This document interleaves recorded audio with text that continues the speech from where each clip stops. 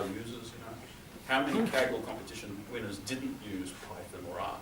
You know, I'm quite willing to concede that Python's giving R a run for its money, but hey, they're both open source. They do open source technology. The focus is on the data. Real data scientists don't spend time talking about tools. They talk about what they find in the data. And it's perplexing to me that so much money is being spent on software and so little money is spent on quality people, and even more so, quality people to manage those quality people, and quality people to advise on how that management process should be done and how value is to be derived. It's perplexing to me. At the moment, we're still in this weird tool phase. To scientists, data is not a commodity. Data is not like oil or sewage or water. It's not just this mass of stuff that flows through. Every bit of data is different. Data is a country. Data is this rich, magical land that you explore. It's certainly not a commodity. It's ever-changing, it's information-rich, and that's where the treasure lies. That's why you have a job. I think of data as the last frontier. You know, we've pretty much explored the oceans, we've pretty much explored every corner of the world, but every time you have a data set, it's like this world that you haven't explored yet. It's where, for the business that you're working for, the dangers lurk, and it's where the opportunities are. It's where you go treasure hunting, and it's where you go looking for dragons. And so as a scientist, in a business, the data scientist is a guide. The data scientist is the business's guide that says, here's the goodies, here are dragons, and here's how we make a path away from the dragons towards the goodies. That's really what we should be doing every day. And your job description, really, as a data scientist, is to tell the story of the data. And to tell that story to someone who cares and matters, to someone who wants to know where the opportunities are, wants to know the threats, and has the power and responsibility to take the opportunities and avoid the threats, ideally the CEO. And preferably, it's a conversation. It's not a project. It's not a managed project with timelines and steps. It's a loose conversation. And I'll discuss this relationship and put it in the context of an actual formal business function in a minute.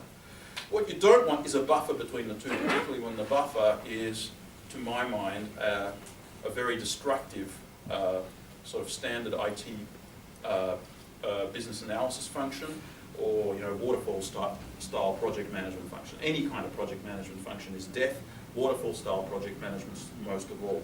What the heck happened to my presentation? There we are. So there is a very special relationship between scientists and leaders, and I mention this because, as I said, engineering tends to have and benefit from a dedicated middle layer of managers. I don't think data science does. I don't think in a sensible world that there would be this middle management layer, or we need to evolve a kind of a true business analysis function for science, which is very different to the IT business analysis function. That's an open question. So let's talk about science and engineering working happily together. So scientists help you identify new risks and opportunities. They provide transformational insights for the business. Engineers are the people who then make these transformations tangible. It's like scientists are the people who say, we need to avoid this, this, and this. We need to do this, this, and this. CEO makes a decision. The engineer says, okay, I'm going to build a system that enables this, this, and this. Scientists explore, engineers deliver and maintain. Now, you actually need very different kinds of people to do these two kinds of things. There is crossover. And from the perspective of people who, as I said, specialize in political skills and personality, politics, and influence, they can't understand the difference at all. But I hope I've convinced you that there might be at least some difference. In fact, I hope I've convinced you that the difference is completely fundamental. And in fact, the engineers and scientists are actually as different from each other in many ways as they are from the completely non-technical people. It's good to be skilled in both. And we all are, to some extent. And really good people are very skilled in both. What's, I guess, leads to the confusion is that a lot of the tools used are the same. So, I'd be using R, or you'd be using Python or whatever to, manage your data, prep your data, do your ETL, even do your modeling, etc. Well, that's all engineering. But then I'd be using the same tools to interactively explore the data and try to deep dive into it and get some insights. Then you're being a scientist. You're using the two tools, but using them in a different way. So outsiders can't see the difference, but the distinction is crucial. A few comments on why there is this confusion. As the confusion certainly exists. And the simplest, and I guess the most harmless view is that it's all technical. So from someone who's not technical, and by the way, in Australia at least, technical is often used as a pejorative term, meaning not as important as me because I'm strategic, meaning I'm in charge and I don't understand mathematics, which makes me more important than you. So it's all technical, which means I'm in charge. It has the word data in it. Now, in my travels as a consultant, I've learned a very important thing. So this whole technical issue, this whole thing of how some people think they're very important precisely because of what they don't understand, and I've heard of cases of people actually hiding the fact that they have PhDs in statistics, for example, so that they can be in senior management. In Australia that happens, I don't know if that happens here. I found that you could be saying to a manager, look, the data indicates to us that this particular segment of your customer base represents particular ongoing risks to your industry, whereas this particular segment presents interesting opportunities. Now you say that, and what they hear is, well, the data blah, blah, blah, blah, blah, blah, blah. And why did that happen? That happened because what you used was this word data, which is a key word that they know. So they don't know, they've probably never heard of exponential smoothing or convolutional neural network. But those were data they've heard of. And they know that the word data means, I better switch off now, because this person is less important than me, and the more I show any understanding or relationship with what they're about to say, the less important I'm going to sound. I really think that a lot of managers are very much more like the pointy-haired boss in Dilbert. I'm not saying most are, I'm not saying all are, but I'm saying many are like the pointy-haired boss in Dilbert. That's not fiction. There's a reason why the Dilbert cartoons do so well. I think Dilbert isn't the rule, but Dilbert isn't an exaggeration either. And the reality is that there are people who maintain and signal their authority precisely by their ignorance and not despite of it. And having the word data in it means, fine, your technical, go away. I don't care about you. And this scientist thing and this engineer thing, who cares, you're technical. That's why there's confusion. I think that process and predictability is cognitively less onerous than exploration. So if you say to a person, look, we're going to do this thing that everybody's doing, and it just means we're going to have to build this stuff. We've built stuff before, we know how to build stuff. They go, yeah, all right, that's pretty trendy and it sounds reasonable. Let's go and build some of this data science. Let's hire some engineers, let's write some code, let's get a Hadoop cluster, we know how to, that sounds like fun. But if you say, you know what, we don't know what we're going to find, we don't know how we're going to do it, we need to explore. You give them the lean startup story. The only way we're going to do this properly, I don't know what we're going to do, but we're going to initiate it, we're going to have a budget, we're going to have a loose time frame, we're going to do these, resets, pivots, we're going to do it the lean startup way. Well, people get terrified. Most people are not very comfortable with exploration cognitively or emotionally. It's scary, it's risky, it's uncertain. That stuff really scares a lot of people. Most people like certainty. I also think that most vendors like it this way. It's much easier to sell software if you've got an engineering model in place. Data science, what's data science? Data science is all about software. And I've actually had someone trying to pick my brain someone from an Asian country was sent, they hired some strategic consultants to find out about Australian best practice. Apparently we're very good at this in analytics, so I was one of the people this person interviewed. And he said, yes, well, they're very interested in this software. Okay, they want to start an analytics function in a government agency in a Southeast Asian country, but they define it as this software. So I'm trying to think of a good analogy here. I mean, to me, the least important, the least interesting, and least poignant part of analytics is the software. I mean, how we can download an R in 5 minutes. Fine, you've got the software. That's like saying that, I don't know, building one of these Gothic cathedrals is all about chisels. Hell, you need chisels to make, the blocks of stone to put a Gothic cathedral together. But I would dare say there are much more important issues, much more important skills, much more important tools, much more important things to talk about than chisels. But no, software is the important one, and that's where all the money goes. So I think vendors like it this way. Let's talk about tools, let's talk about tangible things. I also think a lot of management likes it this way, particularly the sort of people who I think get to be very powerful by virtue of how much money they spend, other people's money. So if you're an employee with a big budget, you do a big software purchase, particularly with a big vendor, you look great. I also think that that's still a minority. Most managers are decent, hard-working people, but they're out of their depth. They don't realize that there's this difference in engineering and science. And the same goes for HR and recruiting. So this was my provocative bit of this presentation in Sydney, where I said, well, most of HR and recruiting is out of their depth. They they're recruiting scientists when they really want engineers. This is where the guy said, yes, we know. This is what our clients say they want. And we're not going to have a business if we keep saying to our clients, look, you frankly don't know what you're doing. Whereas they make money by hopefully finding someone, although they are pushing back a bit. So the reality of science and engineering is that real businesses need both. I'm going to get into what I mean by real businesses, because there are the opposite of real businesses, pretend businesses. And I would say pretend businesses only need engineering, maybe they don't even need engineering. To get more into what I mean by real business, a real business for me, one I'm interested in working for, one I care about, and any business I'm involved in myself, is a business that has competitors, is a business that has risks, is a business that isn't too big to fail, is a business that isn't full of people who don't really care about whether the business lives or dies because their career is going to be fine one way or the other. It's a business that faces real competition and real risk, which the key players in the business personally feel. Their interests are aligned with the business and they could go down if they don't do well. Science is crucial in that case, and it's irrelevant otherwise. I'll get more into that real business stuff in a minute.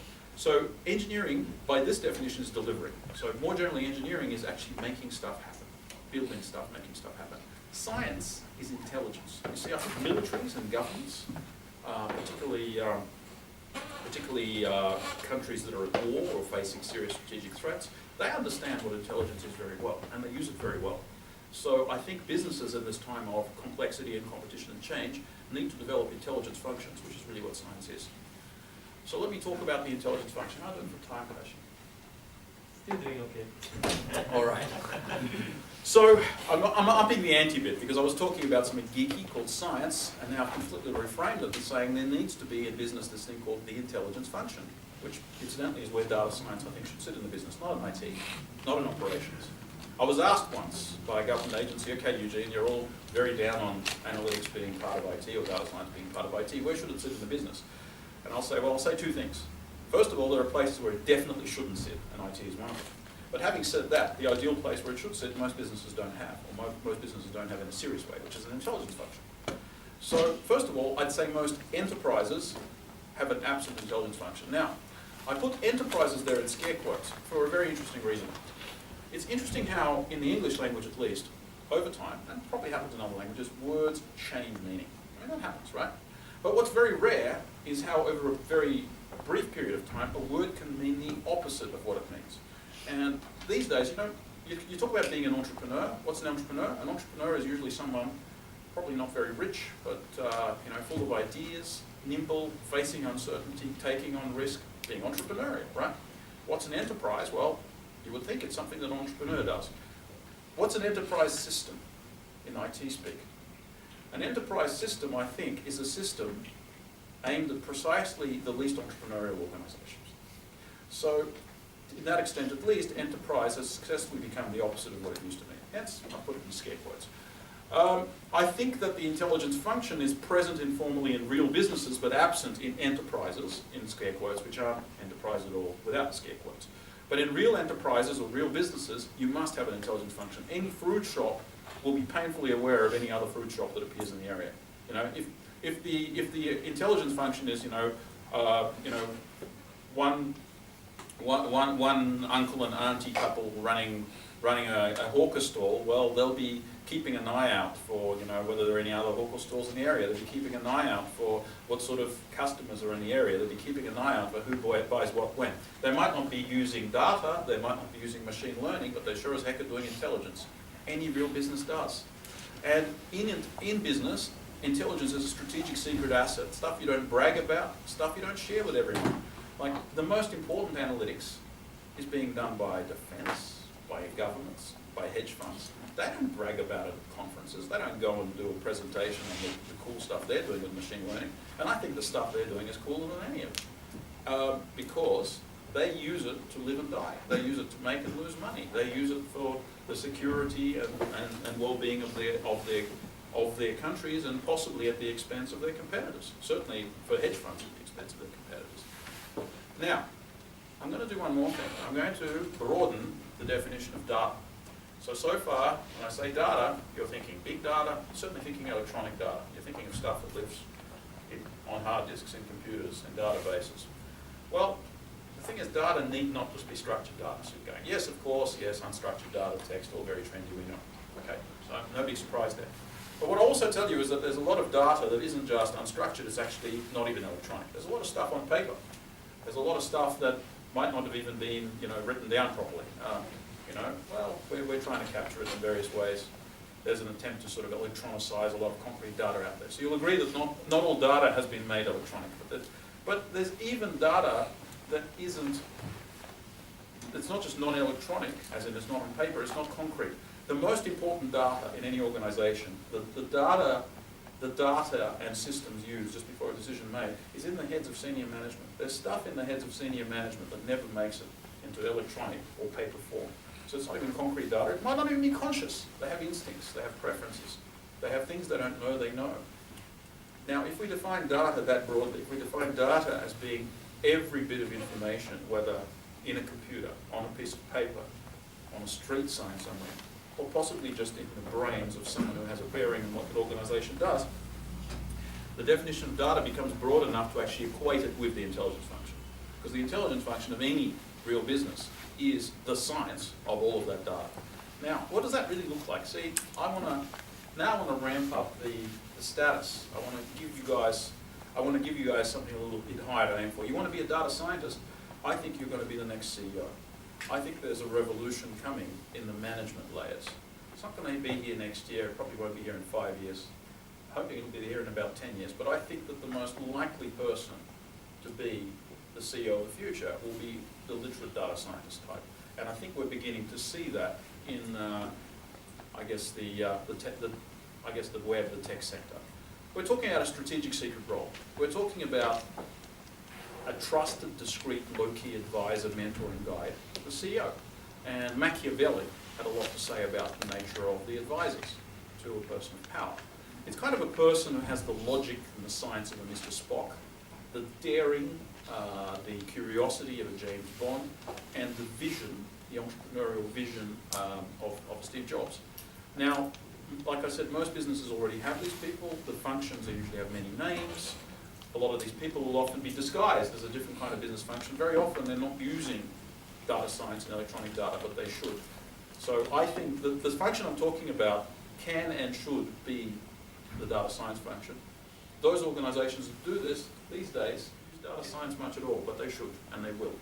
Militaries get this, organizations with real risks, challenges, and uncertainties get this, and the other thing is, when organizations have a real intelligence function, that head of intelligence is often next in line for the CEO. Look what happened in Russia with Vladimir Putin, ex-KGB.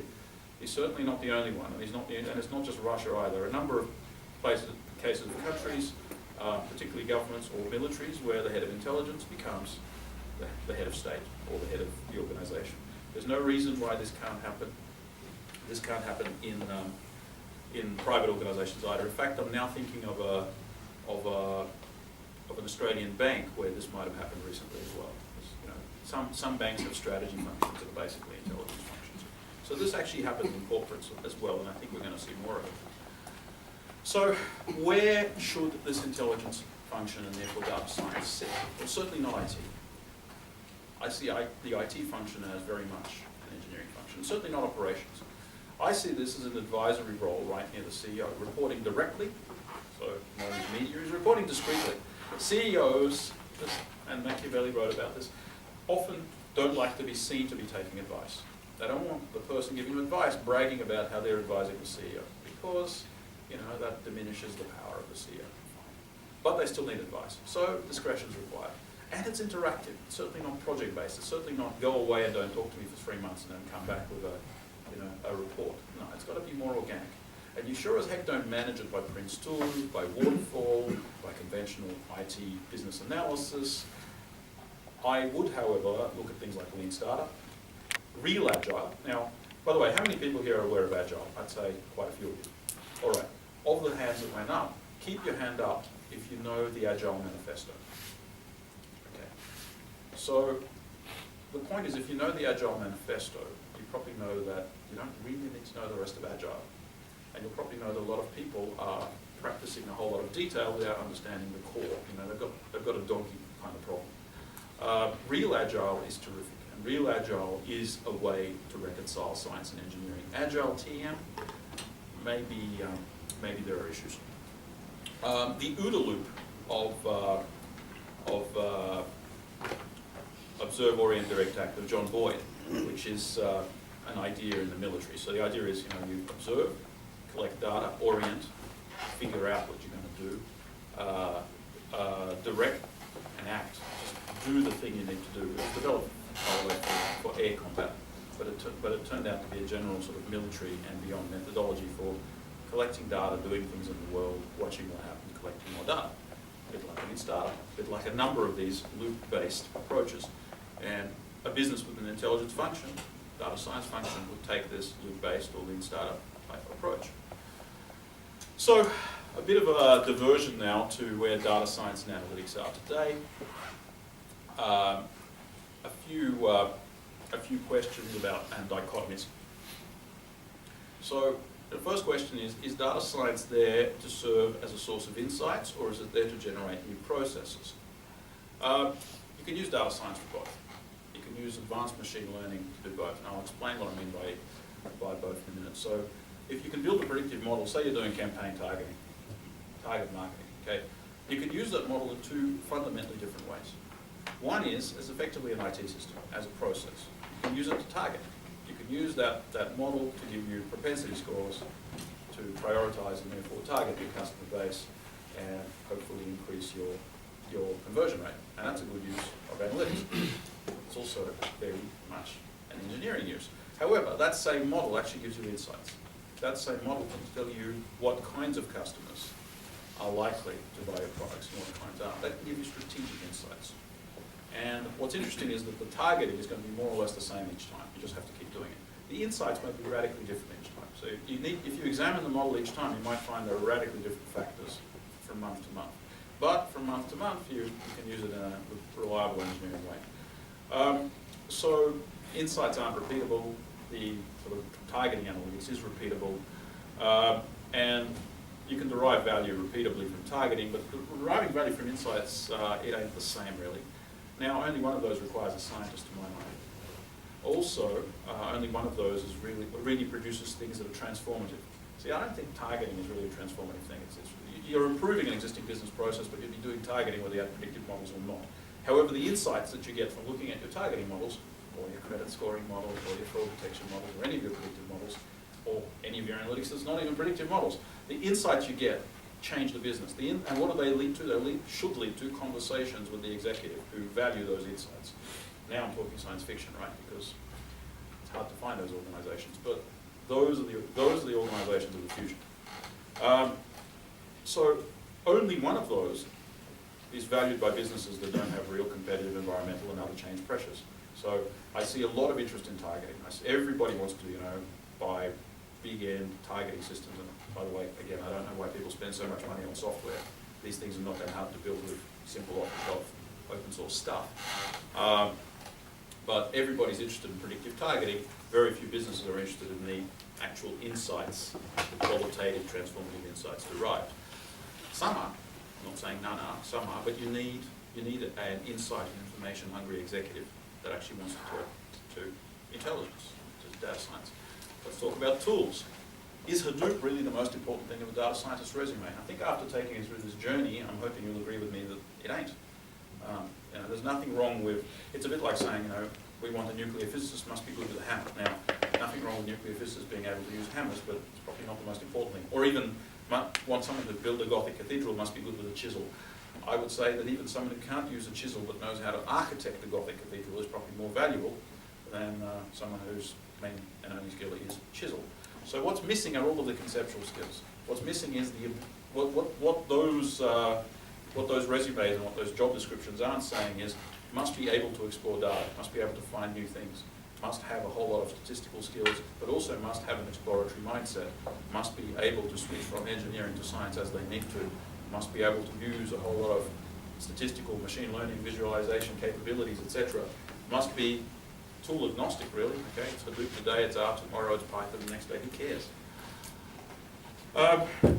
The other point is it transformation and business as usual? Well, I sort of got covered at insights and process. Value or compliance is an interesting one, and vital asset or vanity. See, I think that there are really three kinds of projects in this industry. And I think, unfortunately, the best kind is the rarest. I believe that there are three fundamental kinds of analytics, big data, and data science, call it what your projects. I call them value, compliance, and vanity.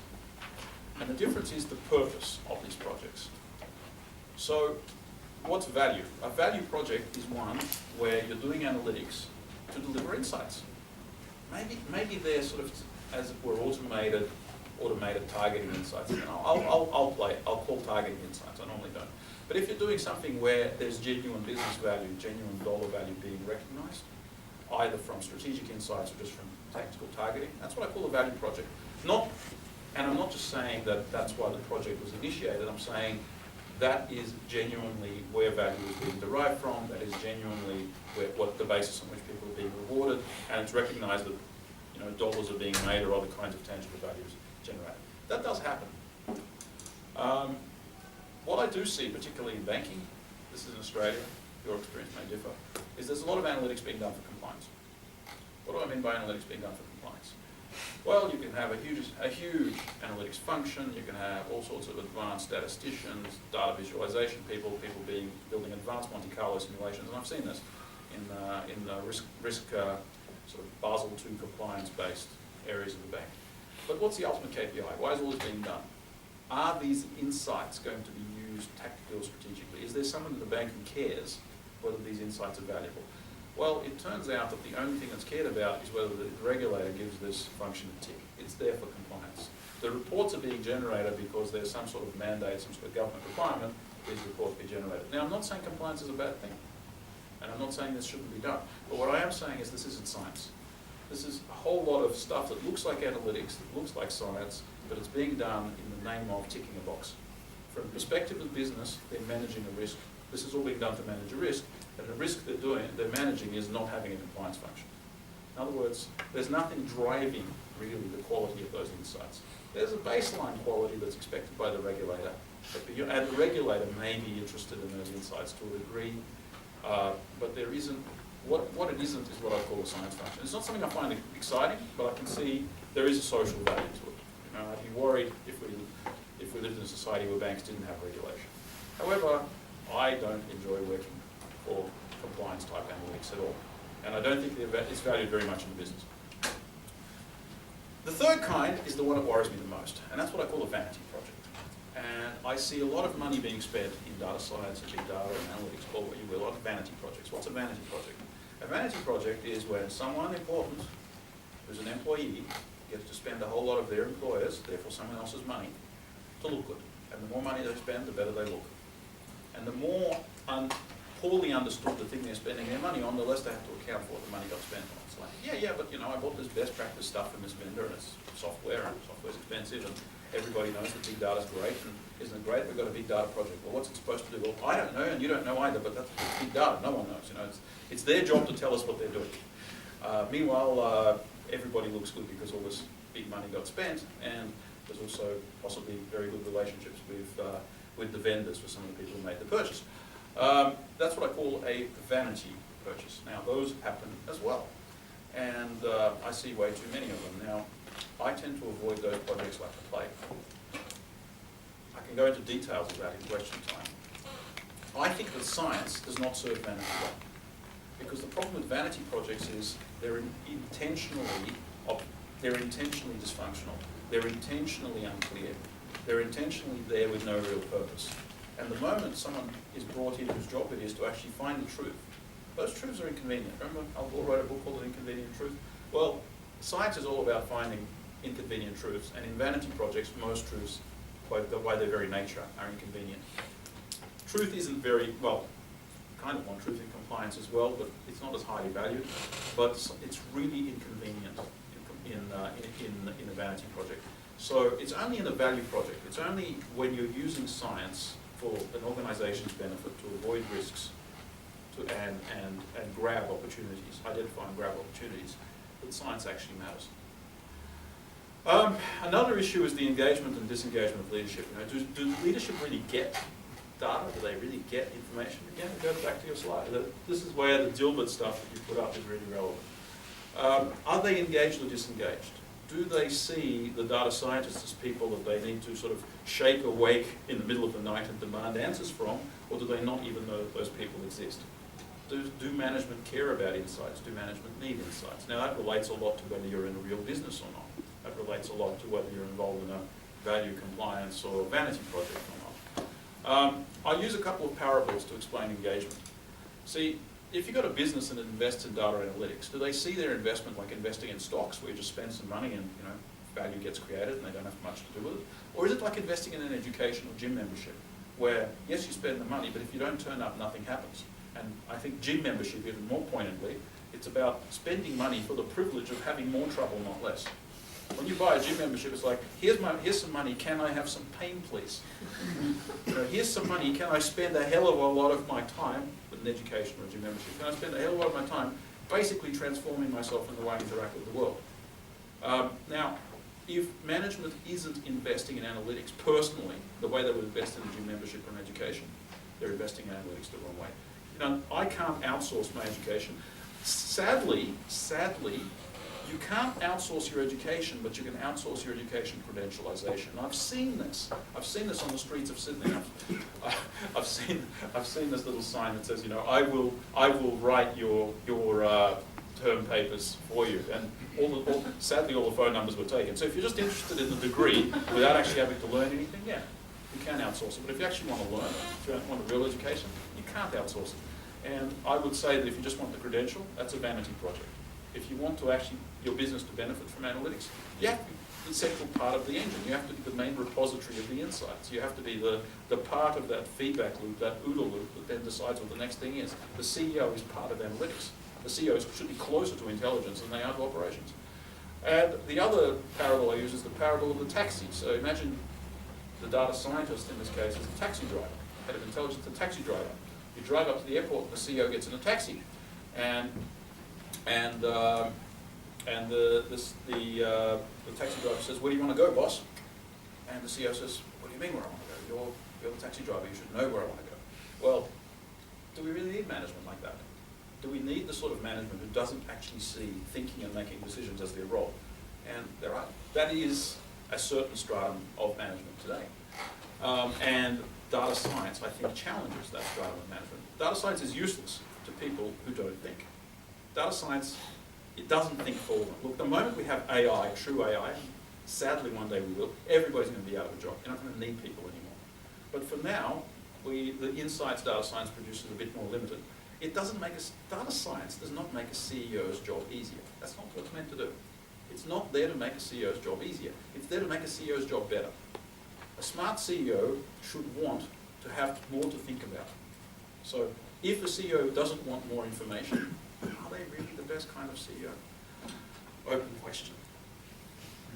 So let's talk about engagement and extremes. I think in a hedge fund, you must have a very engaged executive. They will be looking at KPIs every day. That hedge fund lives or dies every day by its analytics at a whole lot of levels. At the strategic level for the reporting, and at the tactical level maybe because of their technical trading systems. They will be obsessed with the numbers. At the other end, you have analytics and the compliance function in the bank, where, from what I've seen, senior management has a very, very vague idea of what this compliance function does. As long as the regulators are happy, they're happy. So what are the KPIs? One thing I often look at is, does the CEO personally care about the insights produced by an analytics function? And in most large organizations that I've seen, telcos, banks, less so insurers. I've got some interesting hope for the insurance industry, but with telcos and banks, not so much. One question I ask is, can the organization do without the analytics function? I do this sometimes to torture my friends. I say to them, look, if the rapture happened, there's some religions believe there's the rapture and all the good people get taken up into heaven one day. And of course data scientists are good people, so they'll be taken into heaven. So everybody comes into work one day, will they even notice? Will they even notice that all these people are gone? Will the business be affected? Will there be any tangible difference to the business? And will anyone notice even before there's any tangible difference? A different question, and this is a different question, is apart from people noticing, can an organization afford the CEO ignoring the analytics function? That's an open question. These are questions, by the way, you want to ask when you're looking at a prospective job or a prospective client. These are